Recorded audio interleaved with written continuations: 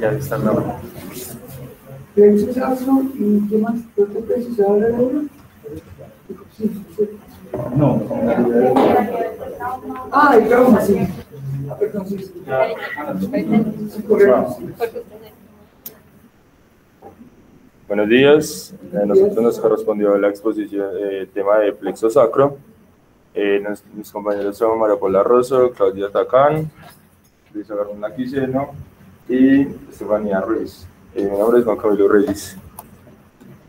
Bueno, como una introducción al plexo sacro, tenemos que este plexo es un plexo nervioso formado en la parte de la parte pélvica. Está formado por la unión de varios nervios, entre los cuales los que más dan inervación, los que más dan ramas, son el tronco lumbosacro. No. La llama.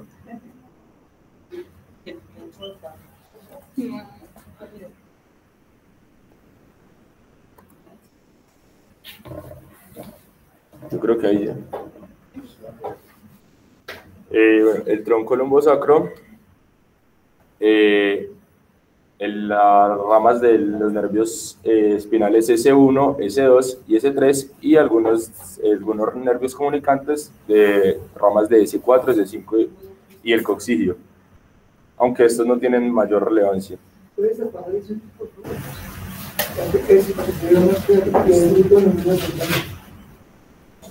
Listo.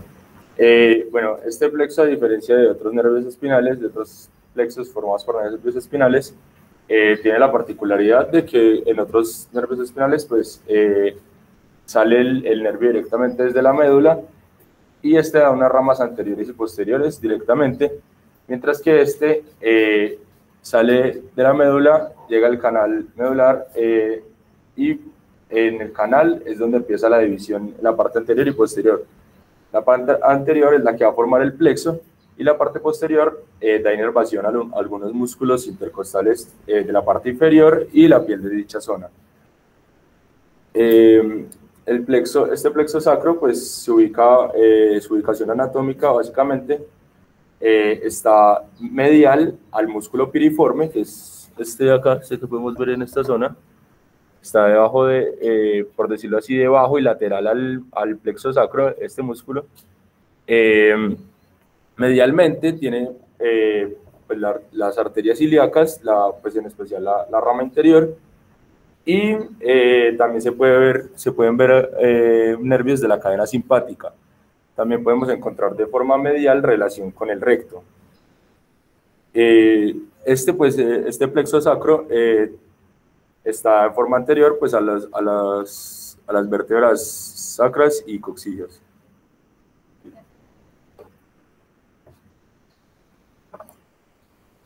En cuanto a las relaciones vasculares, vamos a tener que hay tres principalmente. Entonces, la primera es con la arteria glútea superior, que la encontramos aquí.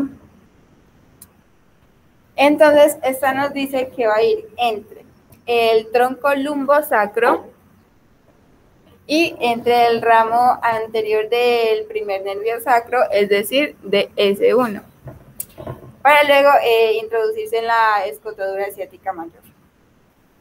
Bueno, una cosa aquí a resaltar es el tronco lumbosacro, el cual en su descenso se encuentra con una zona topográfica conocida como la fosa iliolumbar o también el triángulo de Marsillo. Este está delimitado por la quinta vértebra lumbar, por las alas del sacro y por el músculo psoas mayor. En cuanto a la segunda relación que encontramos es con la arteria sacra lateral superior, que la miramos aquí. Entonces, esta va a ir sobre el ramo anterior, es decir, S1, y se va a introducir en el agujero sacro anterior. Y en cuanto a la tercera relación es la arteria glútea inferior, que la encontramos acá. Entonces, esta es conocida anteriormente como arteria isquiática. Esta va a descender sobre S1 y S2, y luego se va a insinuar entre S2 y S3 para introducirse sobre el agujero ciático mayor. En cuanto a la constitución del plexo sacro, vamos a encontrar que este va a estar formado principalmente por las ramas del plexo lumbosacro, que son L4, L5. También, pues, obviamente, el plexo sacro en sus ramas S1, S2, S3. Y va a intervenir también de manera accesoria S4, S5 y el nervio coxígeo. Entonces, la unión de las ramas del plexo lumbosacro más las del plexo sacro, S1, S2 y S3, me van a formar el nervio ciático. Doctor, perdón. ¿Será que podemos pausar un momentico para poner un puntero para señalar? Es bueno, y siéntate cuando estés cómodo. Y tú estás bien, agachándote. Dice presentar y tener una forma de clic derecho, no deja.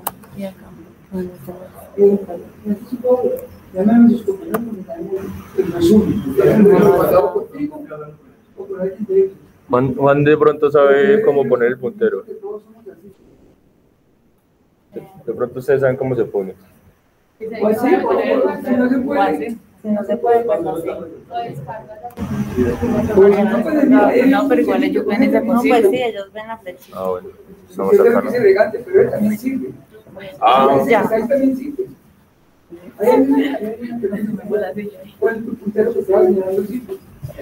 Bueno, entonces, como les decía, las ramas del lumbosacro más las del sacro me van a formar el nervio ciático.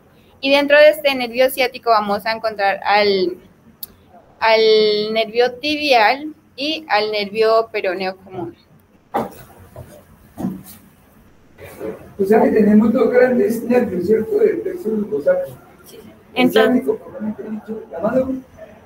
el tibial y el peroneo común, ¿cierto? Y abajo son donde se divide, ¿cierto? Bueno, entonces, como les decía mi compañera, estos se van a formar del tronco lumbosacro y de S1, S2 y S3 que forman pues el ciático.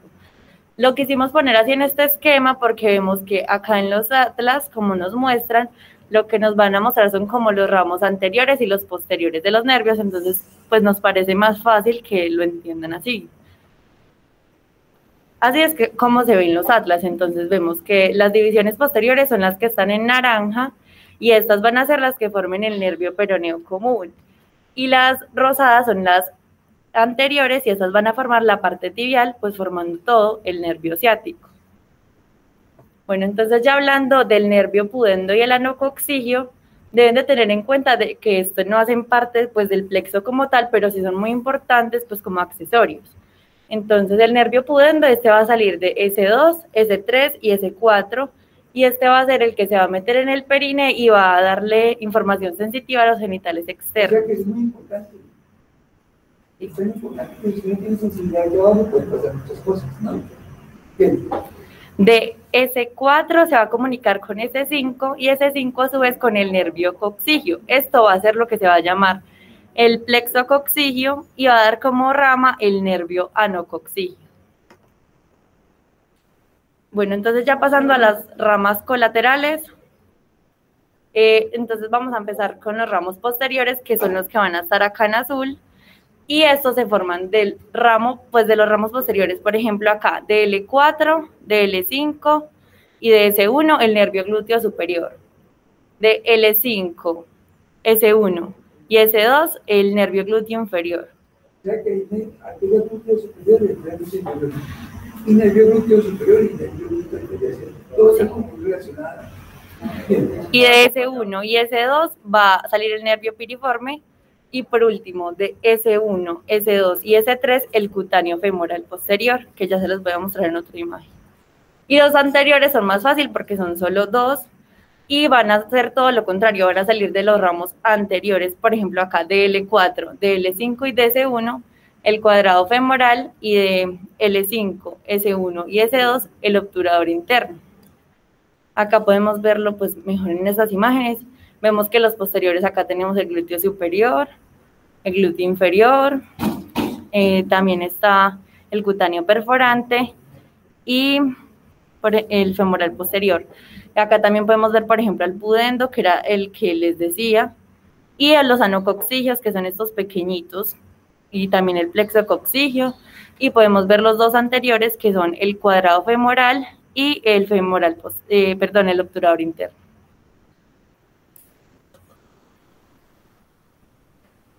Bueno, tenemos entonces el nervio obturador interno que va a tener ramas de L5, S1 y S2. Ya se los voy a mostrar acá, sería este que viene acá.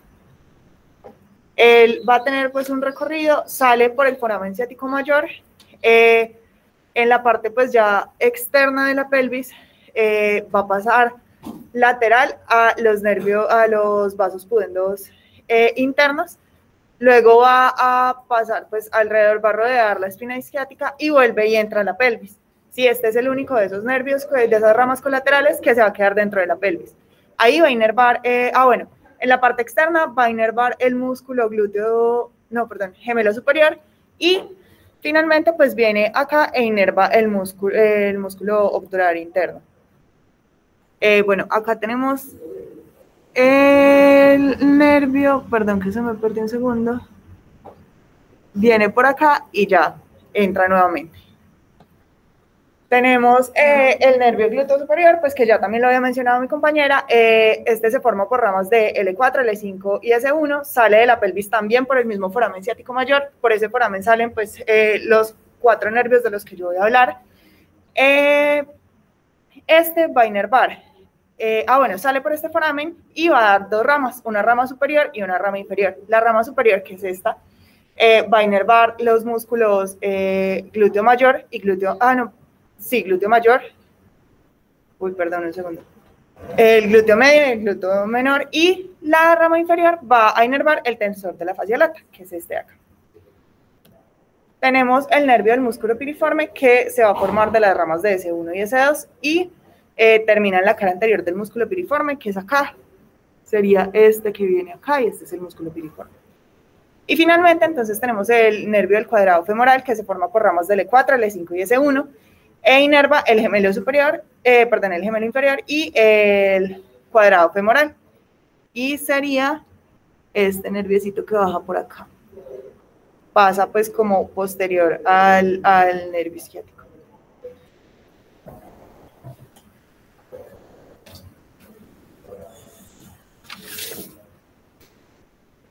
Bueno, entonces en cuanto al nervio glúteo inferior, tenemos que este se va a formar como tal de la cara posterior de las raíces L5, S1 y S2 del plexo sacro, y tenemos que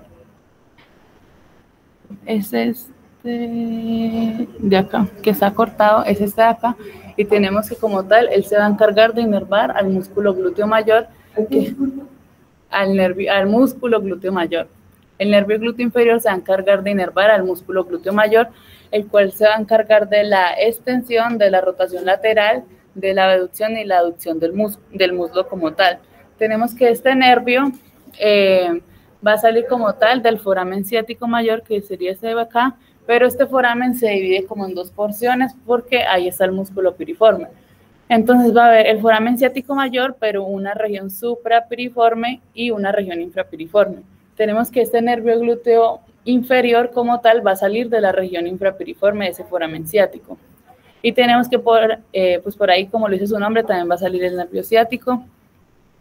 Listo. Y como tal, este nervio se va a distribuir en la región glútea por la parte del músculo glúteo mayor, que es a quien inerva. Entonces este de acá, y él es el que está cortado. En cuanto al nervio cutáneo femoral posterior, tenemos que este se va a formar de la cara posterior de las raíces S1, S2 y S3 del plexo sacro. Al igual que el anterior, también va a salir del foramen ciático mayor en la región infrapiriforme. Y en cuanto a las relaciones, tenemos que este nervio cutáneo femoral posterior, que es este de aquí, se va a encontrar medial respecto al nervio ciático, que es este de acá, y se va a encontrar lateral respecto al nervio del obturador interno, que es este de acá. Tenemos que él se va a ir por la cara posterior del muslo, entre el bíceps femoral, que es este de acá, y el músculo semitendinoso. Entonces vemos que ese es el nervio cutáneo femoral posterior. Tenemos que él va a descender por la cara posterior del muslo, como les estoy mostrando, hasta llegar a la fosa poplitea, donde perfora la fascia. Tenemos que este nervio como tal es sensitivo y él va a dar 3 ramos. En cuanto al primer ramo, tenemos que son los nervios clúneos inferiores, que se van a encargar de darle la sensibilidad a la región glútea, que son estos de acá, nervios clúneos inferiores del nervio cutáneo femoral posterior. La segunda rama son las perineales, que son estas de acá que nos está mostrando, que va a ir como tal a la región, como le dice su nombre, perineal. Estamos aquí escuchando y viendo. Recuerdo que la próxima vez ya las gráficas en 2, porque yo no veo lo que dice ahí, ustedes tampoco deben de ver, porque todos venimos estudiando, ¿no? Yo no veo nada. Yo hay un parche rojo, un cuadro y unas letras. Pues tendría que acercarme mucho. Es que eso además ustedes tienen que ser algún día. Deben de ser docentes, o por lo menos yo no veo que dice acá así. Entonces, lo que yo sé más o menos esto, y lo recuerdo siempre. Pero los que me vienen estudiando de pronto, me vienen estudiando que no saben qué dice ese, entonces, bueno, si entonces, una gráfica que sea bien didáctica, pedagógica, así, ¿estamos de acuerdo? Sí, señor. Bien. Entonces, como Entonces, tal... la próxima vez, cuando en otra clase, en otra especialización, cuando esté en otras áreas, presentamos una gráfica y otra gráfica, no se ve nada. Bueno, entonces como tal, estos son los ramos clúneos inferiores, estos son los perineales, que como tal van a ir a la región perineal y al escrotal, o la de los labios mayores en caso de las mujeres. Tenemos que como tal, también hay las terceras ramas de este nervio, son las femorales, que se van a ir por la región posterior del muslo, en su parte central hasta la fosa poplitea. Entonces, estos son los ramos femorales que se dan por la cara posterior del muslo hasta llegar a la fosa poplitea. ¿Cómo lo vemos ahí? Bueno. Hay gráficas que me parece que son bonitas, hay que disfrutarlas. Tienes un gran vista dibujante, ¿cierto? Pues hay que disfrutarlas. Bien. Bueno, entonces ya como tal, ahora seguimos con el nervio ciático, el cual tenemos que es el nervio más largo y grueso del cuerpo. Tenemos que este se va a originar de las caras anteriores, de los ramos anteriores de las raíces L4 hasta S3 del plexo sacro. Tenemos que, al igual que los anteriores, va a salir por el foramen ciático mayor en la región infrapiriforme. Tenemos que es este de acá, y como tal, este va a ir lateral a la tuberosidad isquiática. Se encuentra por debajo del músculo glúteo mayor. Tenemos también que a la altura que este se va a dividir normalmente a la altura del vértice de la fosa poplitea en sus 2 ramos terminales, que son el nervio tibial y el peroneo común. Hay muchas variantes de división de nervios ciáticos, es un nervio que uno le diga por aquí sale y por aquí se divide, no. Se divide más abajo, más arriba. Es lo mismo cuando está fuera. Entonces tenemos que, como les había dicho, él va lateral a la tuberosidad isquiática debajo del músculo glúteo mayor y va a descender en la región posterior del muslo, acompañado de la cabeza larga del bíceps femoral. Ese es de acá. Entonces tenemos que, en cuanto a su división o sus ramos terminales, el nervio tibial como tal se va a encargar de inervar al músculo semitendinoso, que se va a encargar de la extensión y de la rotación medial y aducción de la cadera, y también se va a encargar ese músculo semitendinoso de la flexión y rotación medial de la rodilla. En cuanto al otro ramo en que se divide el nervio ciático, tenemos que ese nervio peroneo común también va a dar la inervación sensitiva de la cara anterior de la pierna, y también va a inervar el músculo extensor largo de los dedos, y como le dice su nombre, pues va a ascender los dedos del pie. No, estoy mostrando acá la foto.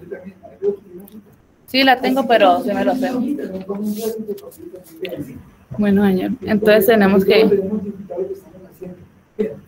Entonces, como les había dicho, pues este se va a dividir a nivel del vértice de la fosa poplitea en sus 2 ramos, que va a ser el tibial y el peroneo común. Ya. Es que quiero decir, entre uno más atractivo sea en la vida, no me refiero a lo físico, a las cejas, a los ojos. Entre uno sea más atractivo, más gana uno, más atrae gente, ¿sí me explico? Tú tienes que ser atractivo para todo el mundo. Así usted todo activado, acabado, vuelto nada, con los faltados ahí, solo limitar lo que uno haga. Y uno se vuelve tranquilo. Bueno, vamos con este grupo. Muy bien. Lo importante es que sean cada día más pedagogos, porque los niños tenemos mucho tiempo. ¿Dónde me lo mandaste? Es que, ajá. No, si quieres que ya.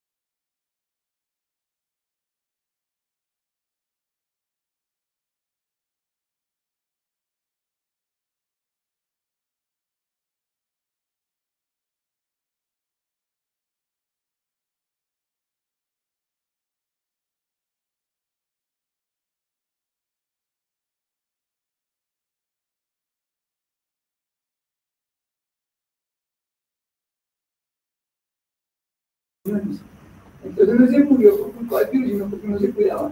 El virus lo mató, sí, cierto, pero no se cuidaba. Entonces, hay que hacer eso en todo esto, porque el mundo se está deteriorando mucho económicamente. Los hospitales, las clínicas, las empresas, Colombia, América Latina, el mundo está deteriorando económicamente a raíz de la pandemia.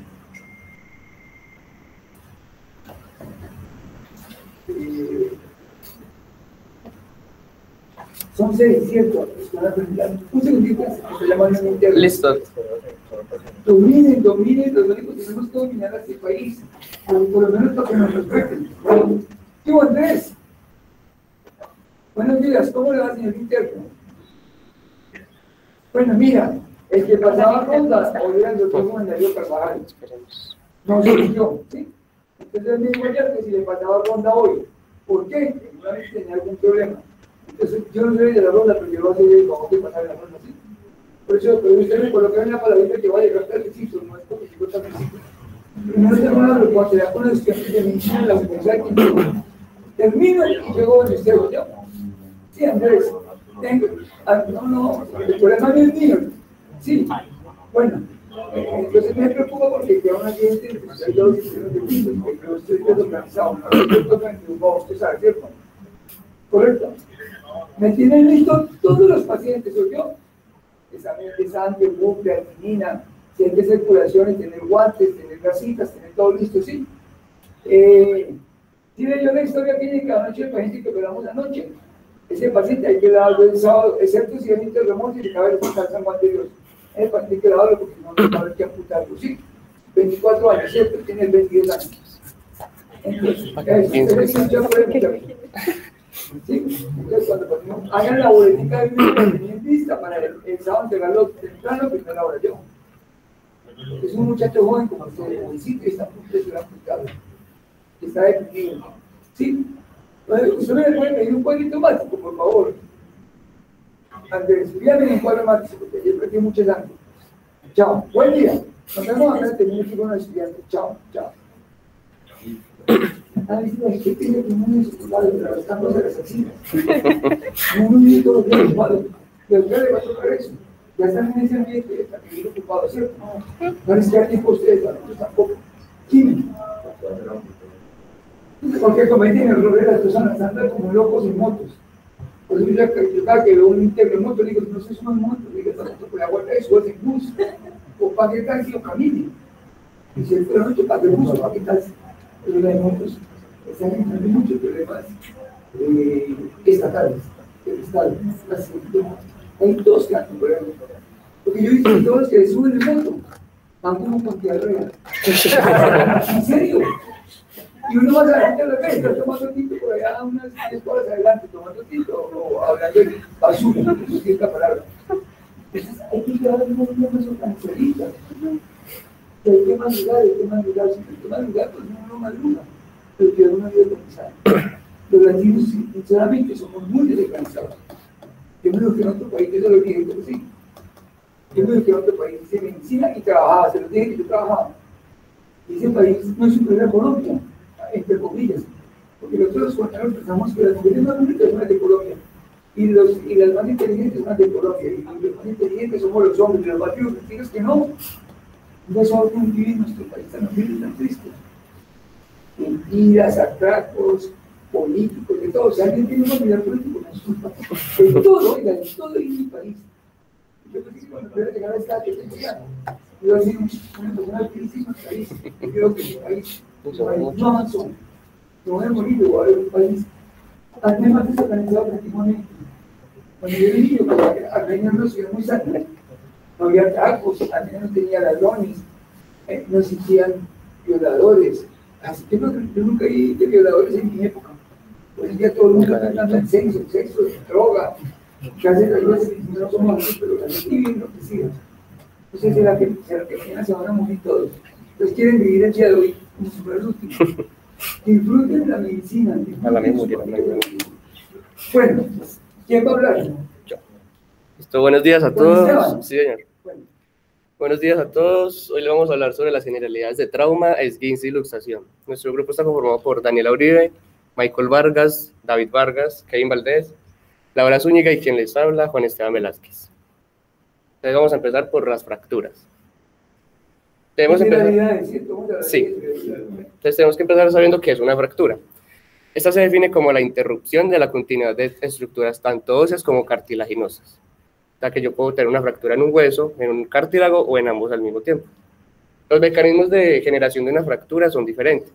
Tenemos las fracturas traumáticas, que se caracterizan por un trauma de alta intensidad en un hueso sano. Eso se llama cinética de la fractura, ¿cierto? Sí, la cinética del golpe con la energía con que va a ir fractura. También tenemos las fracturas patológicas, que son lo contrario a las traumáticas. Estas se van a caracterizar por un trauma de baja intensidad sobre un hueso enfermo. Estas se dan más que todo en enfermedades como la osteoporosis, el osteosarcoma o el mieloma múltiple. Y tenemos las fracturas por fatiga, que se dan por una exigencia repetitiva sobre huesos tanto sanos como enfermos. Acá. La segunda sucede mucho en las personas mayores. Sí. Y la tercera, por ejemplo, los que salen a patrullar los soldados. Sí, ya iba a comentar que un ejemplo común de la fractura por fatiga es la fractura del recluta, que es común en el segundo metatarsiano del pie por marchas exigentes. Marchas prolongadas. Sí. La clínica de una fractura se va a caracterizar por dolor. Recordemos que el hueso como tal no tiene dolor, pero el periósteo tiene una inervación importante, una deformidad de la extremidad, como podemos ver en la imagen, tumefacción, impotencia funcional y en la mayoría de los casos compromiso neurovascular por la fractura del hueso puede lacerar una arteria o un nervio importante que transcurra por ahí. Entonces vamos a continuar con la clasificación de las fracturas. Según la clasificación, según la región, tenemos que las fracturas pueden ser de tres tipos. Las metafisarias, que comprometen a la metáfisis. Sí, porque los huesos largos son los que tienen estas tres estructuras. Las metafisarias a nivel de la metáfisis, las epifisiarias a nivel de las epífisis, tanto proximal como distal, y las diafisarias a cualquier nivel del cuerpo del hueso. Usted ya va entrando en otro campo de la medicina, ya van profundizando eso. Ya comienza a volverse apasionante la medicina. Sí. Según la exposición de la fractura tenemos dos tipos. Las fracturas cerradas o simples que no comprometen fascias ni faneras y se quedan dentro del compartimento, o las abiertas o compuestas que sí rompen la piel y se pueden exponer a mayores complicaciones. Y según la forma, que es la clasificación más amplia de las fracturas, tenemos las fracturas transversas, que van a ser perpendiculares al eje principal del hueso largo, las fracturas en espiral, que rodean el cuerpo del hueso, las fracturas oblicuas, y las fracturas conminutas, que se caracterizan porque tienen que haber como mínimo 2 fragmentos de hueso. Sí.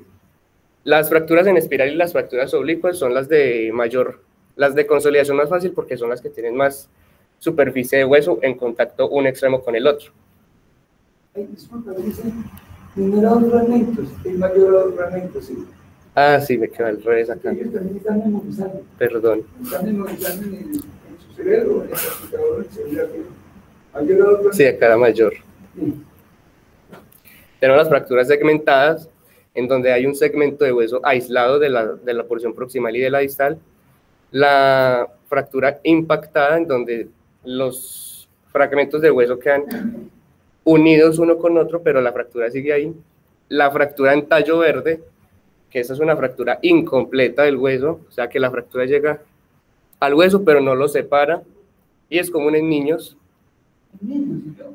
La fractura en rodeto, también llamada en caña de bambú, que se caracteriza porque la fractura se da por compresión de las metáfisis y se da un abombamiento de la cortical del hueso.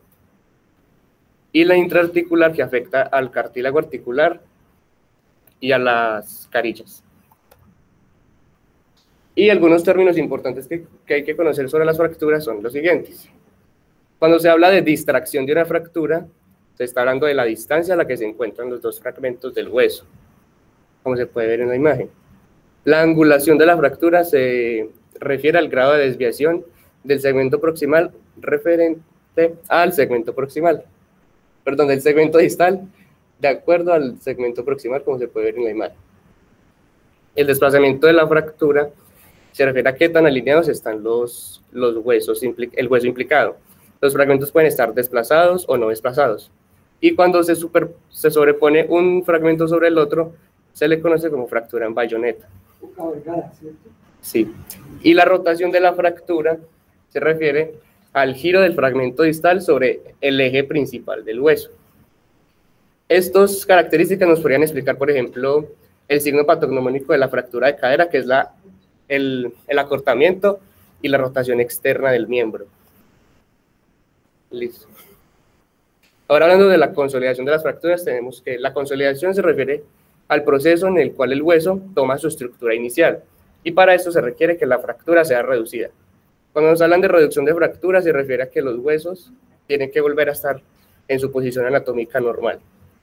Tenemos dos tipos de consolidaciones. Entonces vamos a empezar con la consolidación primaria. Esta es de tipo directa. En este tipo de consolidaciones se impide completamente el movimiento del hueso, ya que se tiene que fijar quirúrgicamente para que la consolidación sea más fácil. Y se caracteriza porque acá no hay formación del callo óseo, que ya le vamos a explicar más adelante qué es el callo óseo. Bueno, entonces, como decía mi compañero, tenemos estos dos tipos de consolidación, que son la consolidación primaria y la consolidación secundaria, una directa y la otra indirecta. Como diferencia de las dos, tenemos que en la consolidación primaria se produce no se produce lo que es el callo óseo, mientras que en la consolidación secundaria sí se produce ese callo óseo. Pero entonces nos preguntamos como tal, ¿qué es el callo óseo? Y como tal es una neoformación que se produce para unir esos dos extremos del hueso que están separados. Acá lo vemos en una radiografía, esa presencia del callo óseo, esa neoformación. Y como tal, en esa consolidación secundaria nosotros tenemos diferentes fases. Una de esas fases es una fase inicial o postraumática. Directamente cuando se produce el trauma, cuando hay una fractura, se va a producir un hematoma a nivel de los extremos donde como tal estuvo la fractura, y ese hematoma va a empezar como tal a extenderse total en esta parte, y van a aparecer los primeros factores de crecimiento que nos van a permitir regenerar ese hueso. Ya en otra fase nos aparece la aparición del callo de fractura. Normalmente hay un callo blando y un callo duro. El callo blando como tal lo podemos ver acá. Entonces acá van a empezar a predominar vasos, van a empezar a llegar lo que son osteoblastos, condroblastos, todo ese tipo de células. Ya en la fase como tal de osificación, que está más o menos entre la segunda y la tercera semana, pues se va a empezar a rellenar como tal. Acá vemos unas trabéculas de hueso esponjoso que se fue produciendo como tal desde acá, y se va a empezar a depositar calcio, y va a haber como tal una calcificación, y aparecen unas células, las células de remodelación. Y ya como tal, en el espacio de remodelación, el hueso inicial, que está como tal inmaduro, va a convertirse en un hueso totalmente maduro. Entonces, nosotros esperamos que normalmente a una persona normal pues le sucedan estos tipos de consolidación y la persona se recupere, pero hay unos factores que hacen que la consolidación normalmente no se dé, y los podemos ver acá. Entonces, hay factores normalmente generales y hay factores normalmente locales. Cuando nosotros hablamos de esos factores generales, tenemos la edad. Recordemos que entre mayor edad, pues la persona no va a producir las mismas cosas para que se genere rápido la consolidación, no van a haber los mismos factores de crecimiento, a diferencia de un niño, que si nosotros tenemos una fractura en un niño, va a consolidarse mucho más rápido el hueso, o es lo que nosotros esperamos.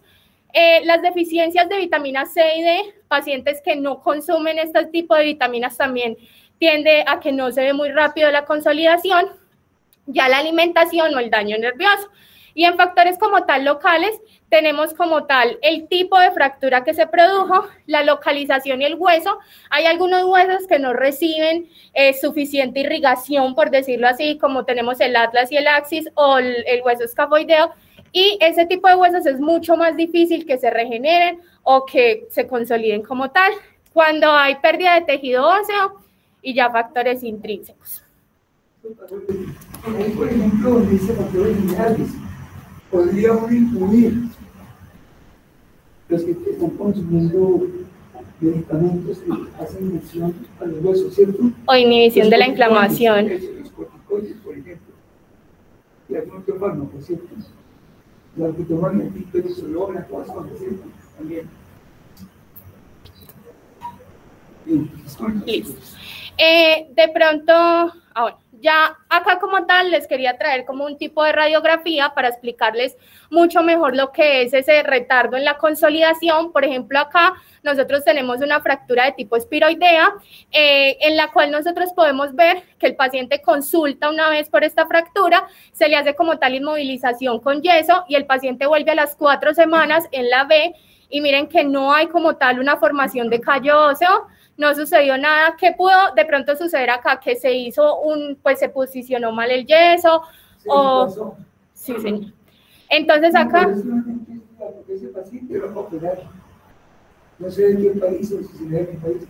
Ese paciente lo va a operar, ¿verdad? Porque el yeso. Y en el siglo XXI peor, ¿cierto? En mi época donde yo era interno, todo el mundo se le ponía yeso, pero hace como 33 años. Pero hoy día la gente hay que moverla, porque estamos en un mundo productivo, ¿sí o no? Es como la vesícula, antiguamente se operaba como, le hacía un corte de acá a acá, ¿cómo se saca la vesícula? Laparoscópicamente, todo el mundo va evolucionando. Sí, esa fotografía es de hace poco. Qué vergüenza donde lo atendieron, donde haya sido. Bueno. Y recordemos que normalmente a los 4 meses que él volvió ya debía haber una consolidación buena en este aspecto. ¿Qué pasó? Pues no le hicieron exámenes suficientes y el tratamiento correcto. Ya en la siguiente imagen nosotros tenemos una fractura como tal de la cabeza humeral.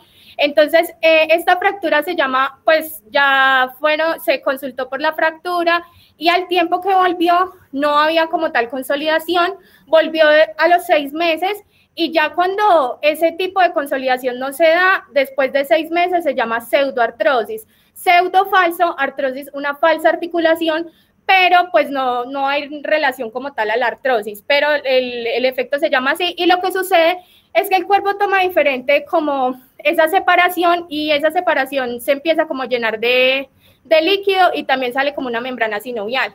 Esa es la pseudoartrosis, que es después de los 6 meses que se produjo ya la fractura y que no hubo como tal consolidación. En esa imagen también tenemos una mala consolidación, tenemos la diáfisis del húmero. Entonces, acá lo que vemos era lo que, pues, la formación, cuando el paciente consultó después de un callo óseo, pero vean que están superpuestos, o sea, no hubo también una buena movilidad, pues... Sí, pero consolidó por lo menos. Sí, consolidó, pero superpuestos los huesos.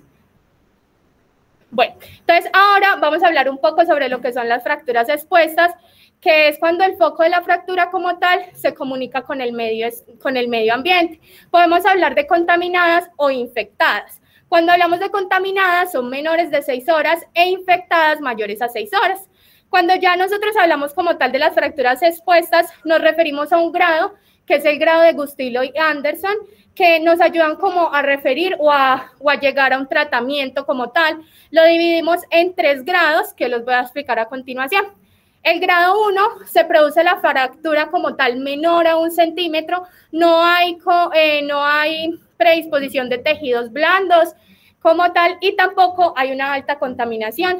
En el grado 2 ya es mayor a 1 centímetro, pero no sobrepasa los 10 centímetros como tal, porque cuando sobrepasa los 10 centímetros hablamos de un grado 3. Es menor a 10 centímetros, también hay predisposición de tejidos blandos, pero tampoco hay tanta contaminación. A diferencia del grado 3, en la cual pues nosotros los dividimos en A, B, C, en este grado 3 nosotros sí vemos una exposición mayor de la fractura. No hay tanta disposición en cuanto a tejidos blandos, porque vean que en el 3B se ve más disposición de esos tejidos blandos, y en este tipo de fracturas hay mucha mayor contaminación. Y llegamos a un grado 13 en el cual hay lesión vascular. Y cuando llegamos a esto, cuando hay lesión vascular, normalmente son pacientes que pueden requerir cirugía o incluso amputación. Van a cirugía y si ya hay como una pérdida como tal de la vasculatura, pueden llegar a amputación, y también cuando no se le hace un tratamiento correcto y pasan más de 8 horas y el paciente sigue con un tipo de esta fractura. Entonces hay clasificaciones universales de las fracturas expuestas. Nosotros todos desde América, desde Canadá hasta abajo, hasta el sur de América, utilizamos la definición de Anderson. ¿Sabe qué es esa clasificación? 1956, lleva más de 60 años, y nosotros la seguimos utilizando más los latinos. En Estados Unidos y en Canadá son muy bien, pero los tiempos son mal. Hay otras clasificaciones que son la de daños y colaboradores. Hay otra que es la clasificación de la AO. Pero yo me quedo con la de Agustín Anderson, porque a nosotros los colombianos nos gusta complicarnos tanto la vida. La de Agustín Anderson es muy sencilla y muy práctica, pero no la sabemos utilizar ni tampoco debemos utilizarla bien, ¿sí? Agustín Anderson. Eso le va a tocar a ustedes cuando estén preguntando por hematología o por internado, ¿sí? Saber clasificar eso.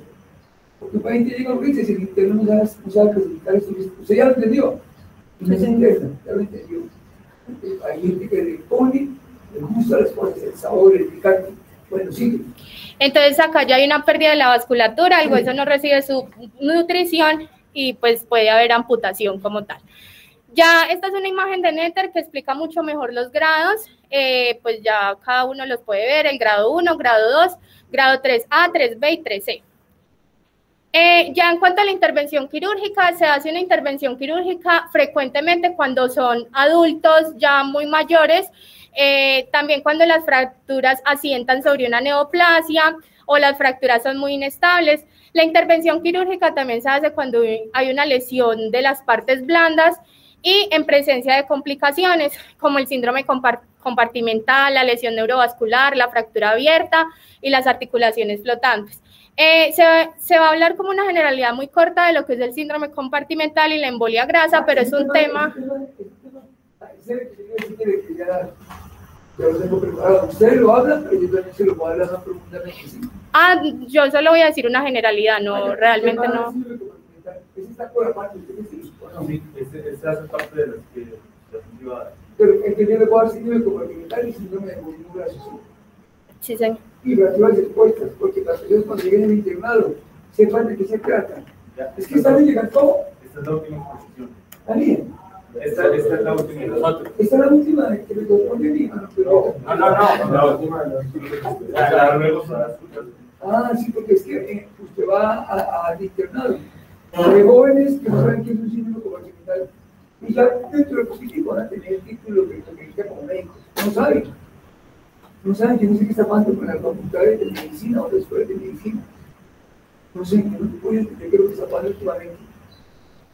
Por eso yo puedo decir que tío, no está tomando, pero la pido, no pueden ustedes a otra ciudad, a otro hospital, como el CES, como el Pablo Tobón, como San Vicente, y llegar allá como mediocres. No pueden. Y hay muchos que quieren ser internados para ir a hacer, porque yo sé, muchos. ¿Y sabían? Hay gente que quiere ser internado para ir en Medellín, o en Cali, o en Bogotá. Hacemos que hagan la universidad, pero a mí me interesa que ustedes se preparen bien. Pero bien. Disculpa, sí. Tranquilo. Entonces ya entre esas complicaciones tenemos el síndrome compartimental, que se presenta cuando se ejerce una fuerte presión como tal contra los compartimientos. Puede ser agudo o puede ser crónico. En los agudos normalmente es en las fracturas, y cuando hablamos de crónico es algo que le sucede mucho a los deportistas de alto rendimiento, que al hacer mucho ejercicio pues empiezan a cansar en cuanto a su musculatura y les toca parar. No solamente Daniela, porque es una pregunta fractura de huesos se produce, no, porque se le pasa una llanta por la pierna, no le fractura de aquí, de otro lado. Sí. Pero la raza de los músculos, y cuando se puede hacer una comportamental, sí tener fractura, sí tener fractura. Entre las causas nosotros vemos las fracturas diaficiarias de tibia, traumatismo sobre paredes blandas, fracturas de radio distal, fracturas supracondíleas de codo en los niños. ¿Y qué es lo que sucede? Normalmente el paciente está en reposo y siente como tal dolor e incluso en un movimiento pasivo también. Siente que se le va a estallar el brazo. Creo que me están llamando de quirófano. Sí, un momentito, siga. ¿Sí? Ah, bueno, ya.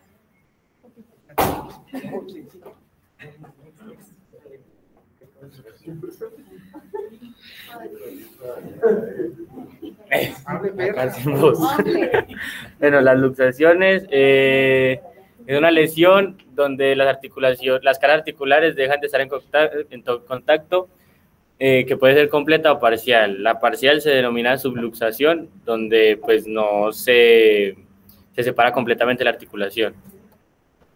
La clasificación de articulaciones son congénita, espontánea o patológica y traumática. La congénita pues es desde el nacimiento, como una displasia de cadera. Espontánea o patológica es consecuencia de lesiones ya preexistentes en órganos articulares y periarticulares que predisponen a una luxación. Y la traumática es dado por un evento traumático como una caída o golpe. Entonces vamos a ver las articulaciones que más van a... Que se luxan con más frecuencia. Que se luxan con más frecuencia son, como vemos aquí, la glenohumeral o la glenoide, la luxación glenoide. Acá la acromioclavicular, que vemos que en la luxación glenohumeral el 95% de las luxaciones son anteriores y el 5% posteriores. En la acromioclavicular se facilita cuando es un golpe fuerte en esta articulación, por ejemplo, en los jugadores de rugby. En la esternoclavicular es muy difícil que se produzca una luxación, ya que pues, está muy bien fijada, pero pues, un golpe muy fuerte en esta zona puede generarla. Esta es la esternoclavicular, esta es la acromioclavicular y esta es la glenohumeral, ¿cierto? Y acá ya tenemos la coxofemoral, que en esta el 90% de las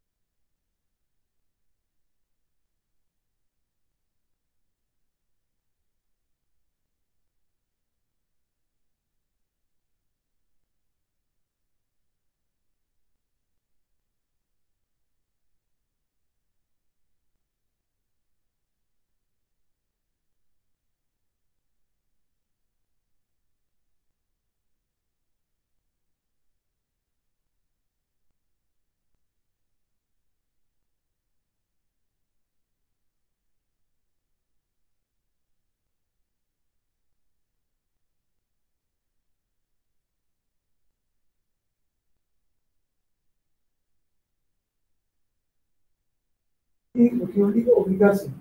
Pero la medicina no la pueden convertir en virtual porque se va a volver una vergüenza con los años. Ahora los médicos es que por el COVID, por el COVID y que nada, que por el COVID no quieren atender al paciente. Por atender al paciente ellos en la casa acostado, haciendo roña, pero eso no. Entonces, me están faltando 4. No sé quiénes sean, pero está mal hecho. Me están engañando a mí, a usted que es el representante, a ustedes que son los que exponen. Aquí están los 4, los 20, faltan 4. No sé quiénes faltarán. No puedo ser por cierto, pero me fastidia que no se cumplan las directrices de la mesa COVID de la Universidad del Quindío. No se cumple. Bueno, sigamos. Bueno, el tipo de esguince más común es el del tobillo. Y en este se van a ver afectados mayormente los ligamentos talaofibular anterior y el ligamento calcaneofibular. Estos esguinces generalmente se dan por la inversión del tobillo, que es pues que el tobillo se gira hacia adentro. Sí, pero muéstrenle con sus pies, así. Como en esta imagen. Así. ¿En quién sucede mucho el esguince del tobillo? ¿En quién sucede mucho? ¿En el hombre, en la mujer? ¿Quién? En la mujer. Bueno, o sea, cuando ya las mujeres no ponen mucho, solamente cuando van a fiesta, ¿no? Pero igualmente a las mujeres se luxaban mucho el tobillo o se luxo fracturaban. Ya no. Bien. Bueno, y el paciente pues puede presentar dolor, edema, hematomas y capacidad limitada para mover la articulación, pero pues estos síntomas van a depender del grado del esguince. El grado del daño de los tejidos.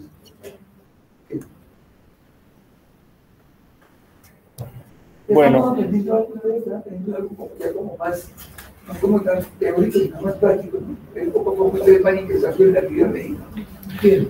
Bueno, los esguinces pues se dividen en 3 grados. Entonces, grado 1, que es un grado más leve, este grado 1 tiene un nivel de recidiva mínimo y este pues se da por el estiramiento excesivo de una ruptura que puede ser ligera de un ligamento. Y pues no, en este caso no se aprecia como tal inestabilidad articular. Para este tipo de grado 1 se presenta, pues el paciente presenta dolor y hay una inflamación, pero que es de baja intensidad. Y en este, pues no hay como tal una pérdida de la función. Se puede presentar también un hematoma, pero de manera ligera, y la persona puede apoyar la articulación afectada sin ningún inconveniente. En el grado 2, que es moderado, tiene un nivel de recidiva pequeño. En este ya se puede observar el desgarro parcial del ligamento y se caracteriza porque pues, el paciente puede presentar hematoma, un dolor moderado y pues la hinchazón. En este grado 2, la persona puede apoyar la articulación, pero pues sí tiene como tal una pérdida mínima, pero de la función de esta articulación.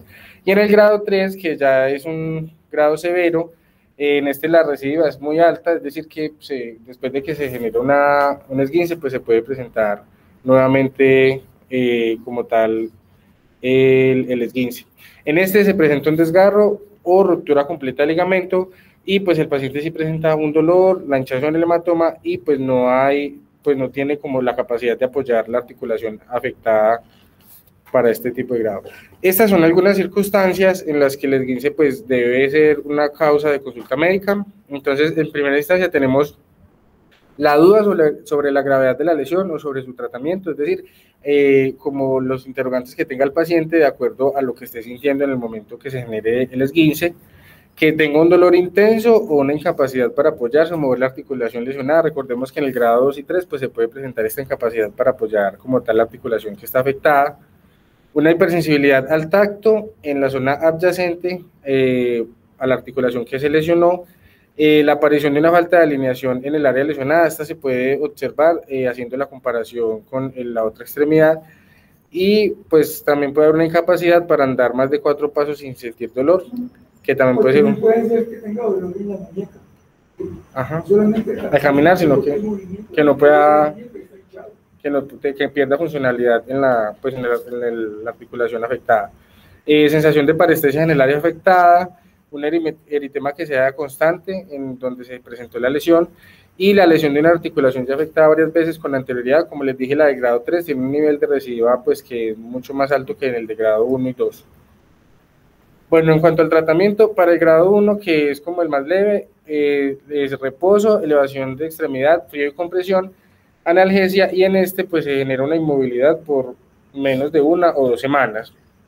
Para el grado 2 también pues se genera el reposo, la elevación, el frío y la compresión, pues utilizar la analgesia, y en este pues el periodo de movilización es mayor, que puede oscilar entre 3 a 4 semanas, y esto depende pues como de la inflamación que tenga la persona en el área afectada.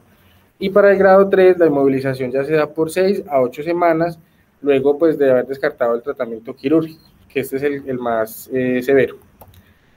Y estas son unas consideraciones pues importantes de los esguinces, y es que el pronóstico siempre será bueno para el tipo 1 y 2, si el tratamiento se lleva a cabo de manera correcta, en este caso con la rehabilitación kinésica. Las lesiones que son de tipo 3 pues tienen un pronóstico más ominoso y pueden dejar secuelas en el paciente, como puede ser rigidez articular, una inestabilidad en la articulación, o también pueden presentar un dolor crónico donde se dio la lesión. Y cuando una lesión pues genera una pérdida completa de la congruencia articular, se denomina luxación, es decir, el grado máximo de un esguince se denomina luxación. Y en este pues se puede dañar la cápsula, los ligamentos, y también puede haber pues un eventual daño de vasos, nervios y algunas pues de masas musculares. Muchas gracias. Muchas gracias a los dos grupos de expositores. Margarito, yo quisiera tomar esa número, pero yo no puedo tomar, ustedes no, porque están acá, haciendo el posible, tomar examen a los que lo vienen. Pero uno no sabe cuál es el corresponde de venir o cuál es el corresponde de venir. Cuando yo me reúno con mis temas de revisar temas a las 5 de la mañana, a las 5 de la mañana revisamos temas. Yo los internos no los pongo pegados. Aunque a favor que si pongo uno allá, otro acá, otro acá. Pero mire que todos están pegaditos, estamos de acuerdo, y supone que hay que estar con distanciamiento. O sea que eso, y además el COVID, es como lo que le digan, hay muchas valencias, ¿sí o no? Ya que está uno se acá, otro allá, otro allá, otro allá, otro acá. Pero como ustedes tienen tapabocas, no hay ningún problema, estamos de acuerdo. Como dicen tanto distanciamiento, es que les cuento una cosa, en esta época de la pandemia, mucha gente se acabó. ¿Sabían? Mucha gente se acabó. ¿Sabían por qué? ¿Por qué? Eso, porque entonces, no voy, ¿no? Siempre hay que como por atender a la gente, como para darse la gana. Y si saque la cita, hay mucha gente que no sabe cómo sacar una cita. La gente campesina, la gente pobre, la gente rica. El partido tiene interior de ladrones, pero la gente pobre no tiene gente pobre que la vida. Saque la cita, lo van a conseguir en la calle, la cita en un celular ambulatorio. Y el pobre va a estar hablando por celular. No hay un paciente por el centro hablando por celular. Con una cita médica. Y si me quieren ver lo que pasaba, un médico le estaba al paciente, como que dice, ya lo entendí. El paciente no alcanzaba a explicar todo. Yo me quedé casi que no quiero parar al paciente. Es que los médicos no quedan chismosos. Un chismoso de chismes de cocina, no, que está acabando con el paciente. Oiga, la tenía mal por celular. Porque yo me lo tenía al paciente y me daba mente, porque también por celular. El médico lo está tomando, es que consulta virtual. Y mucha gente, como tú dices, se complicó en esta época también. Mucha gente lo realizó, mucha gente se acabó por la pendeja del médico. Pues claro, el médico dice, no, pues, si me ofrecen la solución que yo a mi paciente por el complicado del celular, pero bueno, no se duerma. O como si se va a pasar algún día, o si se va a pasar algún día, me lo puedo decir, porque no había por internet, o es decir, ¿no? Claro, porque cada comunidad virtual, yo pienso que tenemos que enfrentarnos, pero con todos los cuidados necesarios. Usted ha terminado su clase, pero sí, ¿les pareció difícil conmigo? ¿O muy cantarestoso? No. Si les pareció muy cantarestoso, a mí no me importa.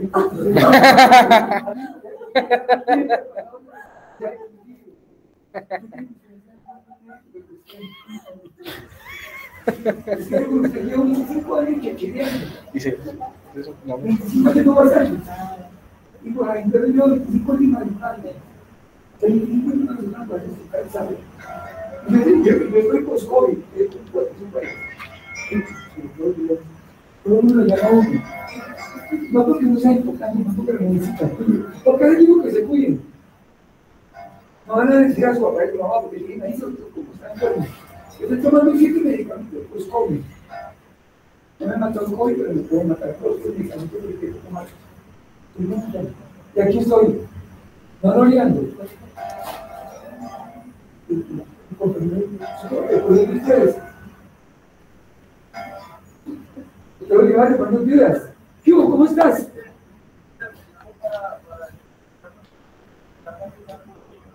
No, ya terminé con los estudiantes, ya terminé. Ah, bueno, al frente del cañón, bueno. Bueno, Rubén, ahí me preocupé, Rubén, ya que me llamaste, yo no te quería llamar como para molestarte. Es que yo iba a operar a un paciente que me pidió la doctora la última de los días que lo operaran de una fractura de clavícula. ¿Por qué me dijeron que había que operarlo? Porque ese paciente fue operado del enfermo y de la tibia contra la entrada de la clavícula.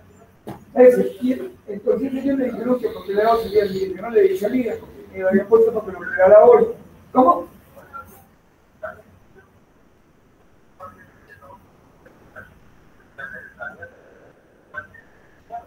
Sí. Eso, correcto, sí, sí. Pero está operado del otro lado contra allá, entonces en un lado usa la muleta y en el otro también usa la muleta y le va a volver la clavícula.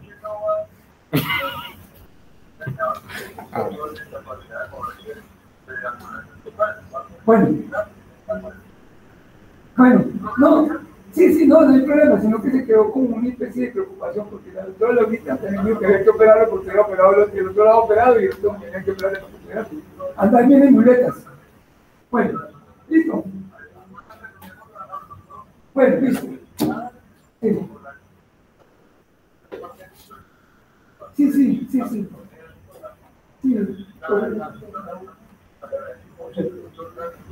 Ah, bueno, correcto. Fue que Marcelita estaba muy intensa, me dijo, opera, me mandó, oiga, el doctor Cárdenas me dijo, opera ese paciente o se acaba la poli y lo envían para casa. Yo dije, no, espérenme, yo pienso. Ah, bueno, listo, correcto, pero el que amaneció programado para hoy. Bueno, a mi nombre, bueno, todo igual. Bien, un abrazo, entonces no te cubro en urgencias. Bueno, chao, que estés bien, buen día. Chao. Y de las cosas más importantes es dialogar. Dialogando se construye un país. No está peleando, dialogando. ¿Sí? Entonces, ¿cuáles son los temas? Yo voy a darle lectura de respuestas, que es que mirar que ustedes cuando vayan a ya rotar por ortopedia y el internado, comprendan que es una respuesta, que es un síndrome compartimental, un síndrome del mismo brazo. Porque mucha gente se muere en muere grasa precisamente por accidentes de moto, por fracturas de fémur o de tibia, cerradas, así sean transversas. ¿Cuándo tengo por aquí? La próxima clase que tenemos es el 28 de octubre. 28 de octubre. Ustedes me ven. Lo que pasa es que a mí me avisaron muy tarde, la clase con ustedes, que ya tenía mi cronograma todo del hospital. Y yo no voy al hospital, me echan del hospital. Y yo vivo de la universidad por pasión, pero el hospital vivo por plata. Porque la verdad, el hospital me paga. Doctor, qué pena, la negociación congénita de cadera es el 2 de noviembre. Entonces yo le digo, ese sería con el tercer examen. Sí. Doctor, y pues de hecho nos adelantamos un poco, con las exposiciones, lo de generalidades de trauma también era para el siguiente parcial. Y no hay problema, ya se lo cuadramos, porque usted es responsable de ello.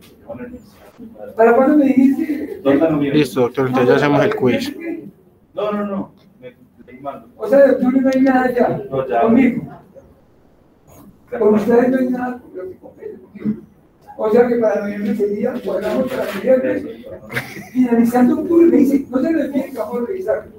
Hay unas expuestas, síndrome de polígrafo y síndrome compartimental. Están viendo mucha gente por síndrome polígrafo y por factura expuestas sin verdad. Yo quedaría con ustedes de para el ciclo de temas, las dudas expuestas, que espero que era una hora muy sencillito, que era una introducción. Síndrome compartimental, y síndrome de polígrafo, que se muere por alguna razón. Se muere rápido. Bueno, entonces, ¿quiénes son los otros? Al final, que no vinieron. Porque ellos lo que están acá. porque les da la gana o porque están haciendo, vienen porque les gusta, no porque no vienen, pues se les corresponde. Es que esto todo aquí todos metiendo, como se dice, el gluten. Los que no vienen porque no vienen. ¿Qué tal que yo le llamo a usted y diga, estoy ocupado operando? Ustedes hagan la clase, yo no puedo. Usted dice, que me deja con el doctor. Tenemos que ni siquiera se presenta. ¿Estaría bien? Está mal. Hay que preguntarle por qué no viene, qué quién es por el pudiera aquí. Pues eso es al azar. No, tenemos una lista en un momentico, la reviso y ya veo. Seguramente amanecieron enfermos. Posiblemente, o alguna calamidad del papá de la mamá, que Dios quiera que sea. En el internado no se permite que el interno no se presente. Tiene que demostrar una causa que sea justa para poder eso. Es que eso lo teníamos en esta clase. ¿Cómo? Lo de terminar, ¿me salgo la llamada? ¿Qué importa? Lo de acá en estos punticos. No, espere. Nunca hable por los demás, habla por Acá, ¿cierto? A veces uno quiere como ayudar a los demás. Kevin.